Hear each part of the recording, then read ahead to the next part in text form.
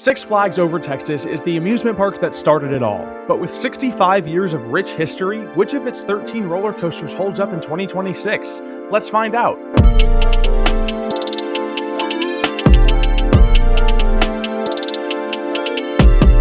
What's going on, guys? Welcome back to the channel. It's been a while since I've made a ranking video, but they're back. Today, I will be ranking the roller coasters of Six Flags Over Texas. This place is basically my second home. I've been visiting for over 6 years now, and I like to think that I've gotten a pretty good feel for each roller coaster.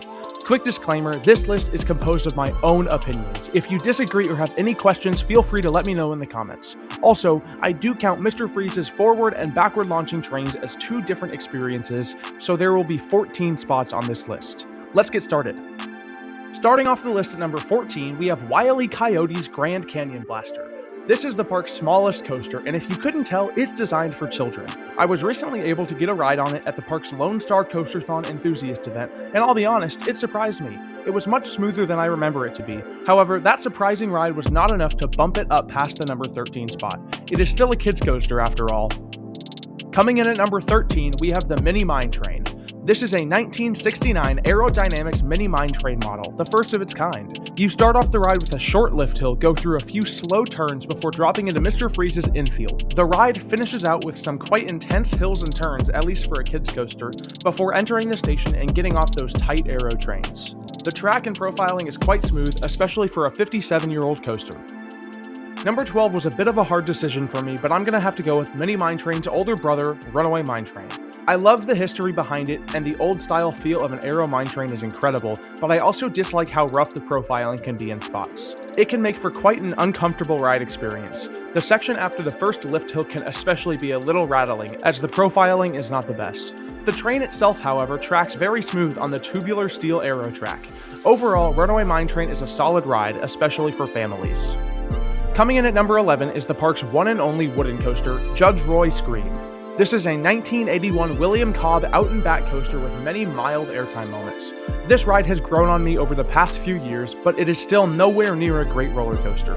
It is quite rough and uncomfortable, the trains are a bit tight, and it's just overall not the best. However, it's still an old classic wooden coaster, so it holds a special place in my heart. At number 10, we have Tony Hawk's Big Spin. At number 10, we have Pandemonium, Over Texas's Gerstlauer spinning coaster. This one's interesting. I haven't liked it as much as I did a while back, as I feel like they're running it slower than years ago, but I have also gotten some insane rides on it where we were basically spinning while entering the station. The ride almost always has the longest line in the park, especially at the start of the day, to the point where during peak season, they need to bring out an extended queue that spans half the width of the midway. Overall, the ride is a people pleaser, it's smooth, and it's definitely popular, but it's just not the ride for me. Coming in at number 9, we have Joker, the park's SNS free spin clone. 2017 was the height of this ride model. So many parks, primarily in the legacy Six Flags chain, were purchasing these cheaper rides to plop down on their land. When I first rode it, I did not like it at all. It was pretty painful for me at the time, but that's also when I thought getting some airtime room on a 4D free spin was a good idea. Once I figured out how to ride it properly, I began to enjoy it more and more. It's probably the worst of these models that I've ridden, but hey, it could be a lot worse. For number 8, we've got Runaway Mountain, the park's premier rides indoor roller coaster and premier's only roller coaster with a lift hill. This ride is really fun. It is incredibly smooth, the capacity is nice, and the sudden turns and drops make for a great ride experience. The park has been working to improve parts of the ride, like adding new pass-through cubbies instead of the small impractical loose article bins in the station. The only thing I do not like about Runaway Mountain are the restraints. Premier, what were y'all doing? They are super hard to get in and out of, at least for us taller enthusiasts, and they're just overall uncomfortable. I'm very happy that this is the only ride that features this restraint style. At number 7, we have Batman the Ride. I'm sure many of you have ridden an exact clone of this attraction, so I'm not going to talk about the layout, just the unique parts that Over Texas has to offer.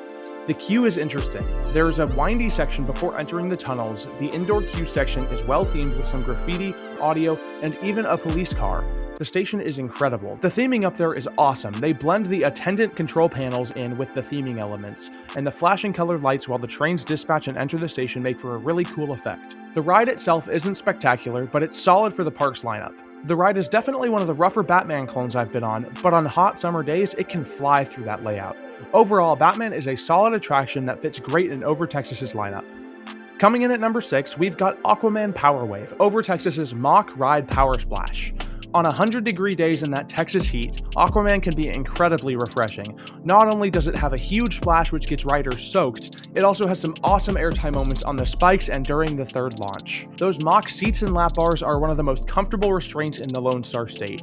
They don't staple you throughout the ride, and they also help to provide some awesome airtime. The boats are designed in such a way to not get riders' legs and shoes wet, so do not worry about getting off Aquaman with wet shoes and socks. This is an incredible ride, and it is super refreshing for those Texan summer days.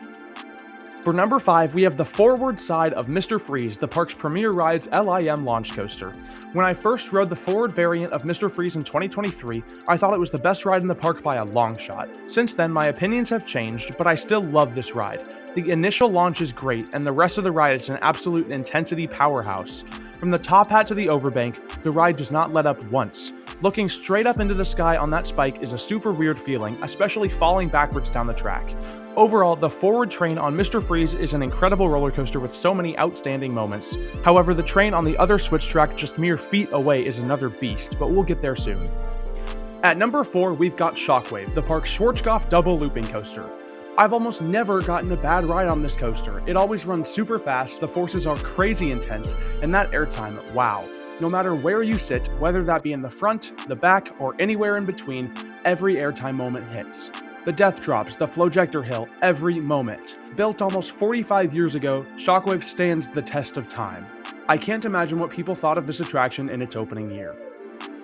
Coming in at number 3, we have New Texas Giant, the world's first RMC hybrid conversion.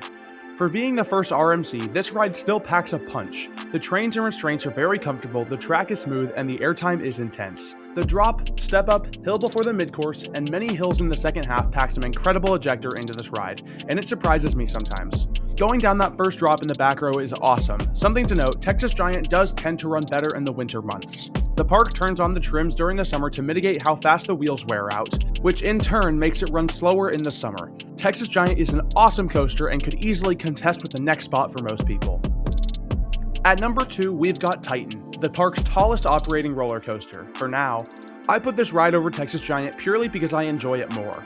Riding in the back car of the train and going 85 miles an hour down that drop is a vibe that you can't get anywhere else in the world. Sure, it isn't the steepest drop, but it's still super floaty and fun. The floater airtime hill is one of the best airtime moments in the country. At that speed, it's so sustained and floaty, I can't get enough of it. The two helices are insane. They both make me gray out every time I ride it. The only part of Titan that I dislike is the mid-course. It kills the speed, but for good reason. If the ride went any faster through the second half, there would be many more reports of people blacking out. Overall, this coaster is elite and super underrated. I really hope more people begin to realize how great Titan is. And finally, coming in at number 1, we have Mr. Freeze Reverse Blast. This coaster is the star attraction of Six Flags Over Texas for me. The backwards aspect of the launches is one of the craziest sensations you'll ever get on a coaster. Reverse Blast is even more of a powerhouse than forwards. The overall experience, from when you enter the queue building to getting on the ride and then exiting, it is a whole experience, and it will be even more immersive once the 2026 season starts. Mr. Freeze Reverse Blast is my favorite roller coaster at Six Flags Over Texas, and I don't expect it to be beat out by anything anytime soon. Well, there you have it. That is my ranking of the roller coasters at Six Flags Over Texas. Like I said in the beginning, these are my opinions. If you disagree or have any questions, feel free to leave a comment down below. If you like this style of video, leave a like. I will be making so many more videos this year, and I cannot wait to show you what's in store for 2026. If you'd like to check out the vlog from the final day at Over Texas for the 2025 season, click the link on the screen now. That's going to do it for today's video. Thank you guys for watching. Have a great rest of your day. See ya.